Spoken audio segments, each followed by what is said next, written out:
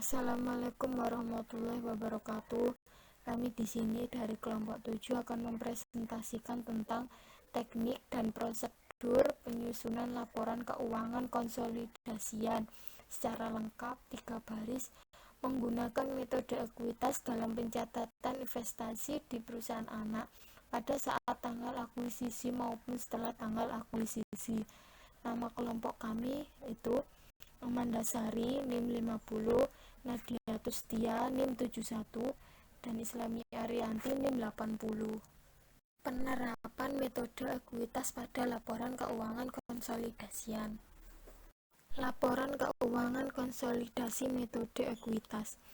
Konsep dasar metode ekuitas pada dasarnya memandang investasi induk perusahaan sebagai sesuatu penyertaan modal, sehingga jika aktiva bersih anak perusahaan berubah karena kegiatan operasionalnya, secara otomatis akan menyebabkan perubahan pada nilai investasi induk perusahaan. Prosedur pencatatan metode ekuitas.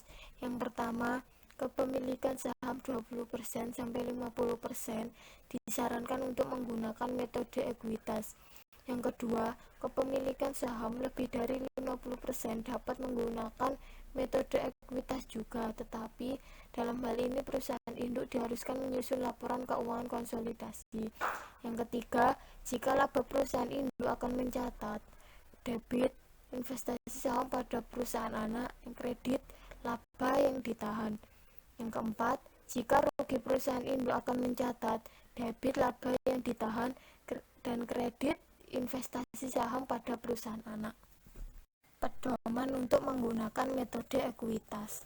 Yang pertama, metode ekuitas harus digunakan untuk membukukan semua perusahaan anak yang tidak dikonsolidasikan dalam laporan keuangan konsolidasi.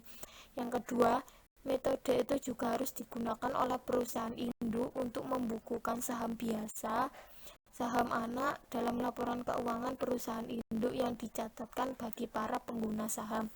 Yang ketiga, di samping itu metode ekuitas juga harus digunakan oleh investor yang investasinya dalam saham berhak suara memberinya kemampuan untuk berpengaruh besar terhadap kebijakan operasi dan keuangan investasi, meskipun investor tersebut hanya memiliki 50% atau kurang 50% dari saham berhak suara tersebut.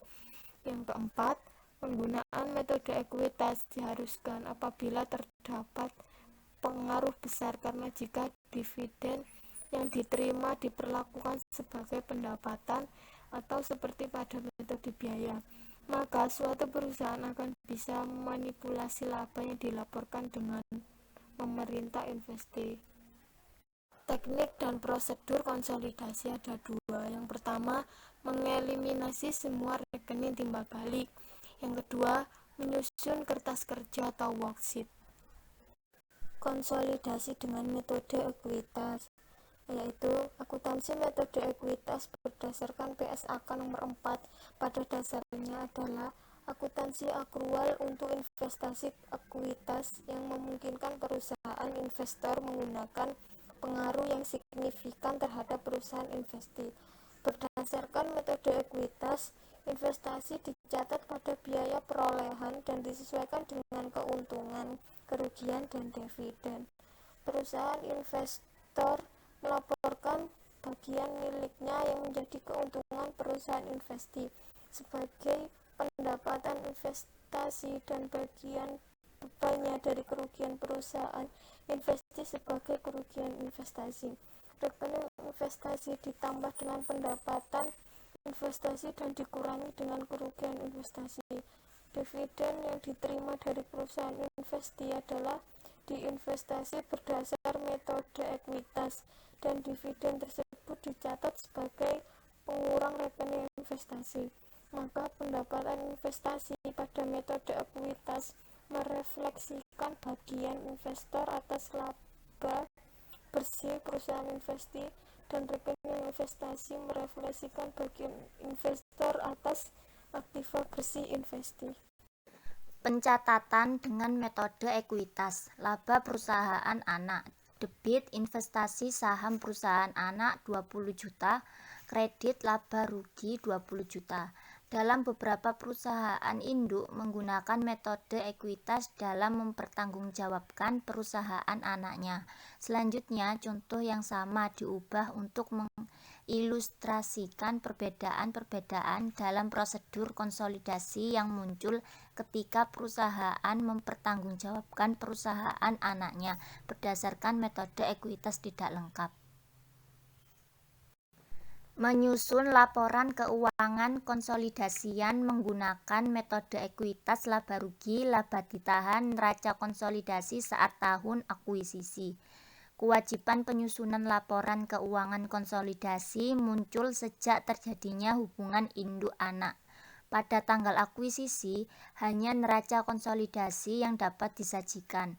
Laba rugi entitas induk dan anak hanya dapat dikonsolidasikan berdasarkan pengumuman laba rugi entitas anak pada periode setelah hubungan induk anak, karena hak entitas induk anak, laba dan dividen entitas anak didasarkan pada masa kepemilikan entitas induk. Berikut neraca konsolidasinya. PT Citra dan PT Setia. Kas PT Citra 1.200.000, PT Setia 750.000. Piutang usaha PT Citra 1 juta, PT Setia 1.250.000. Persediaan 2 juta dan 1.500.000. Bangunan 4.200.000 dan 3.500.000, tanah 6 juta dan 2 juta, investasi dalam saham PT Citra 5.600.000. PT Setia tidak ada. Total aktiva neraca konsolidasi PT Citra 20 juta, PT Setia 9 juta. Utang usaha PT Citra 2 juta, PT Setia 500.000, utang bank 4 juta dan 2 juta, modal saham 10 miliar dan 5 juta, agio saham 2 juta dan 500.000, laba ditahan 2 juta dan 1 juta, total pasifa PT Citra 20 juta dan PT Setia 9 juta. Investasi PT Citra, kekayaan pemegang saham PT Setia sebanyak 80%. Nilai wajar pada entitas anak pada tanggal akuisisi harus diperhitungkan dalam laporan konsolidasi. Karena itu, selisih investasi yang di undervalue dan aset tidak berwujud atau goodwill dan lainnya harus ditambahkan pada aset konsolidasi. Sedangkan selisih investasi akibat overvalue harus mengurangi aset atau menambah utang konsolidasi agar laporan konsolidasi menggambarkan nilai wajar. Selisih investasi pada tanggal akuisisi yang disebabkan oleh penilaian undervalue atas tanah dan bangunan serta aset tidak berwujud goodwill didebitkan untuk menambah nilai aset pada laporan konsolidasi, sedangkan selisih yang overvalue dikreditkan untuk mengurangi nilai aset atau menambah utang konsolidasi. Jurnal eliminasi pada kertas kerja konsolidasi. Modal saham 5 miliar, agio saham 500 juta, laba ditahan 1 miliar, bangunan 500 juta, tanah 800 juta, goodwill 200 juta, piutang usaha 500 juta, persediaan 350 juta, utang pajak 150 juta, investasi 5 miliar 600 juta, kepentingan non pengendali 1 miliar 400 juta. Kepentingan non pengendali pada tanggal akuisisi sesuai dengan PSAK 22 revisi 2010 didasarkan pada nilai wajar menurut hasil penilaian independen. Sementara itu, goodwill juga dialokasikan pada kepentingan non pengendali. Jumlah kepentingan non pengendali dalam kasus kombinasi bisnis PT Citra dan PT Setia adalah 1,4 miliar, yaitu 20% dari total nilai wajar PT Setia, atau 1,36 miliar. 20% dikalikan 6,8 miliar dan 20% dari goodwill yang dialokasikan pada kepentingan non-pengendali atau 40 juta. 20% dikali 200 juta. Contoh soal hubungan induk dan anak setelah tanggal akuisisi memberikan hak kepada entitas induk atas laba entitas anak. Salah satu komponen laba rugi entitas induk setelah tanggal akuisisi adalah pendapatan investasi atas entitas anak. Pada tahun 2012, PT Setia mengumumkan laba dalam laporan keuangan sebesar 200 juta dan dividen sebesar 100 juta yang disajikan seperti pada tabel yang ada. Atas pengumuman laporan keuangan tersebut, PT Citra menyesuaikan nilai investasinya karena laba entitas anak menunjukkan perkembangan investasi induk. Diketahui bahwa pendapatan investasi PT Citra atas saham PT Setia tahun 2012 adalah 390 juta, yaitu sebagai berikut. Laba investasi 80% dikali 200 juta, 160 juta. Amortisasi impairment selisih investasi. Overvalue persediaan 280 juta, undervalue bangunan dikurangi 40 juta, goodwill 80% dikali 12,5 juta dikurangi 10 juta. Total pendapatan investasi 390 juta. Ada beberapa akun antar perusahaan yang harus dieliminasi dalam kertas kerja konsolidasi, yaitu 1. Pendapatan dari entitas anak atau induk dan laba yang dibagi atau anak. Pendapatan investasi sebesar 390 juta yang tercatat dalam pembukuan entitas induk merupakan pendapatan yang berasal dari entitas anak, sehingga harus dieliminasi. Lawan dari pendapatan dari entitas anak adalah laba yang dibagi oleh entitas anak atau dividen yang diumumkan entitas anak. Entitas anak mengumumkan dividen sebesar 100 juta, sehingga hak entitas induk terhadap dividen tersebut adalah 80 juta. Jurnal eliminasinya adalah pendapatan 390 juta di debit dan di kreditnya dividen 80 juta, investasi 310 juta. Penkreditan investasi sebesar 310 juta menunjukkan eliminasi kenaikan nilai investasi selama tahun berjalan karena pendapatan investasi lebih besar dari dividen yang diumumkan entitas anak tahun 2012. Apabila dalam tahun 2012 PT Setia tidak mengumumkan dividen, maka dalam penyusunan jurnal eliminasi pendapatan investasi dieliminasi dengan mengkredit investasi dan saham sebesar 390 juta. 2. Alokasi laba kepentingan non-pengendali. Kertas kerja harus mengungkapkan laba kepentingan non-pengendali sebagai berikut.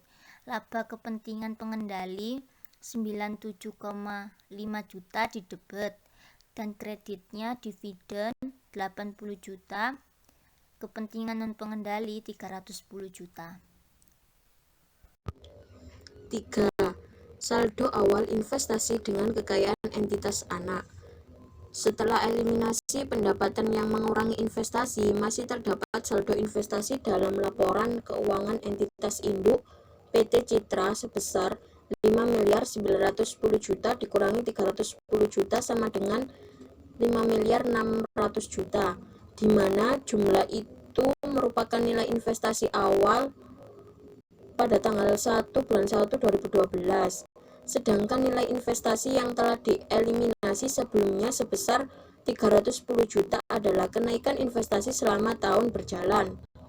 Jadi, eliminasi pendapatan investasi akan menyisakan nilai investasi saldo awal tahun.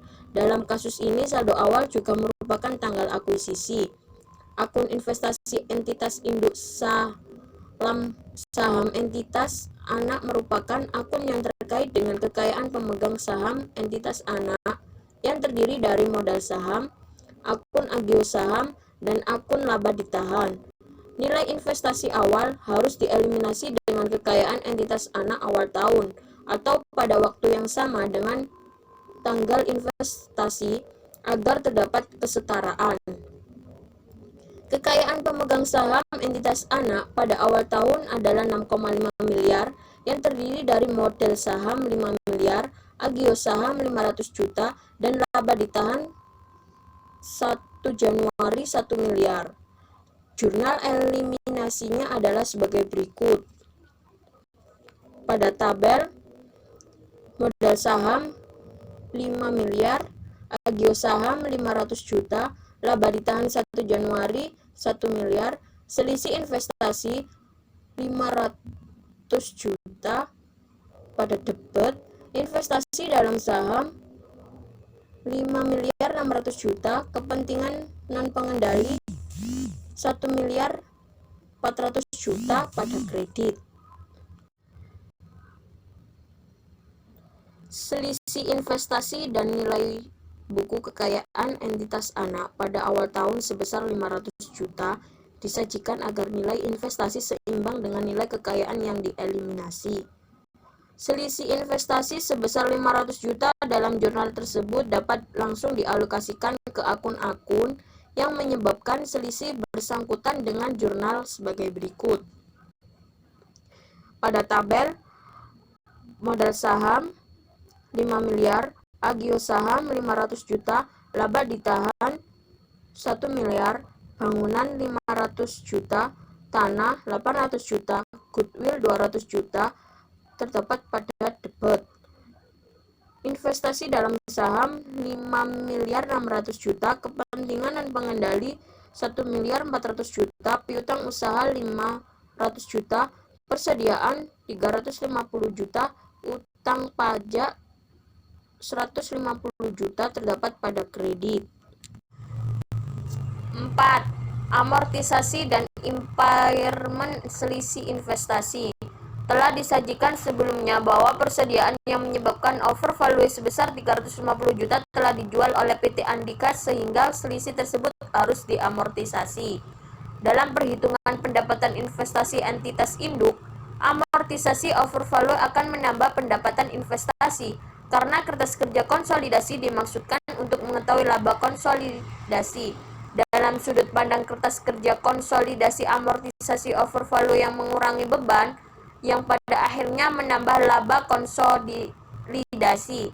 Amortisasi overvalue persediaan diperlakukan sebagai pengurang HPP karena persediaan merupakan komponen HPP. Selisih investasi yang disebabkan oleh undervalue bangunan juga harus diamortisasi karena aset tersebut akan menjadi nol sesuai dengan umurnya. Amortisasi undervalue bangunan adalah 50 juta per tahun. Penurunan nilai goodwill sebesar 12,5 juta pada tahun berjalan diperlakukan sebagai kenaikan beban operasi. Jurnal yang diperlukan adalah sebagai berikut. Persediaan 350 juta, beban operasi 62.500.000, HPP 350 juta, bangunan 50 juta, goodwill 12.500.000.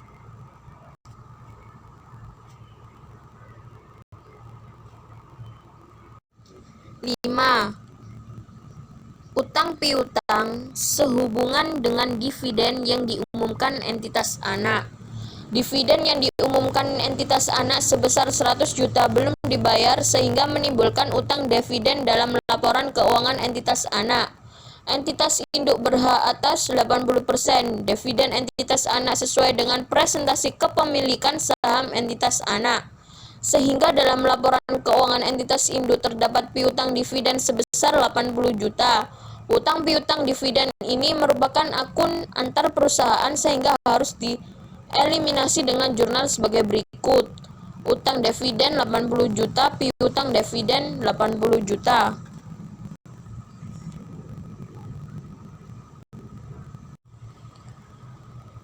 Laba rugi. Setelah entitas anak mengumumkan laba, maka laba bersih entitas induk adalah laba individu ditambah dengan pendapatan investasi. Laba bersih sama dengan laba individu ditambah pendapatan investasi. Laba individu PT Citra tahun 2012 adalah 510 juta dan pendapatan investasi sebesar 390 juta sehingga laba bersih menjadi 900 juta. Bagi PT Setia, laba bersih ini merupakan laba gabungan atau laba konsolidasi. Laba bersih induk sama dengan laba. Konsolidasi laba konsolidasi yang dihasilkan dari kertas kerja apabila komponen pendapatan investasi hanya berasal dari laba entitas anak atau tidak ada amortisasi selisih investasi. Pada dasarnya menggunakan rumus laba konsolidasi sama dengan laba induk ditambah laba anak dikurangi laba kepentingan non pengendali.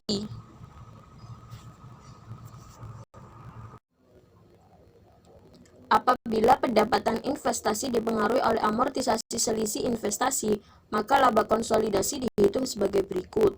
Laba induk, amortisasi selisih investasi, laba kepentingan non pengendali, laba konsolidasi. Laba konsolidasi sebesar 900 juta dihasilkan sebagai berikut. Pada tabel, laba individu entitas anak 510 juta, amortisasi impairment selisih investasi. Yang pertama persediaan 350 juta, bangunan dikurangi 50 juta, goodwill dikurangi 12 juta 500. Hasil akhir jumlah seluruhnya 287 juta 500.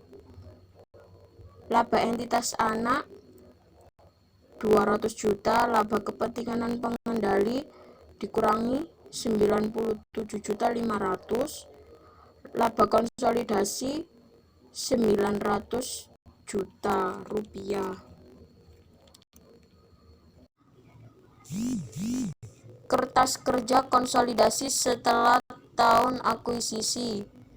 Kertas kerja konsolidasi disusun dengan eliminasi akun antar perusahaan. Yang pertama, pendapatan dari entitas anak dan laba dibagi entitas anak. Pendapatan investasi sebesar 130 juta dieliminasi pada dividen entitas anak yang menjadi hak entitas induk sebesar 80 juta. Kemudian kenaikan investasi selama tahun berjalan sebesar 50 juta dikreditkan. Jurnalnya, pendapatan dari entitas anak 130 juta pada debit, dividen 80 juta di debit, investasi dalam saham 50 juta di kredit.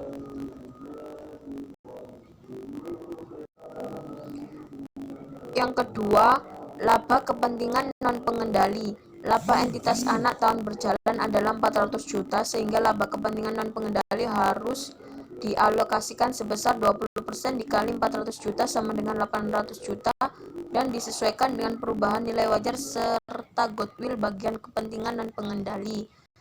Yang ketiga, eliminasi saldo awal.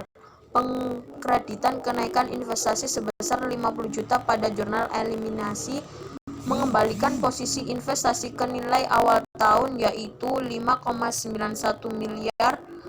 Jumlah ini harus dieliminasi dengan saldo awal kekayaan pemegang saham entitas anak, posisi nilai wajar, dan goodwill per 1 Januari merupakan saldo awal yang terbawa dari posisi per 31 Desember. Sekian dari presentasi kami, apabila ada salah mohon maaf. Wassalamualaikum warahmatullahi wabarakatuh.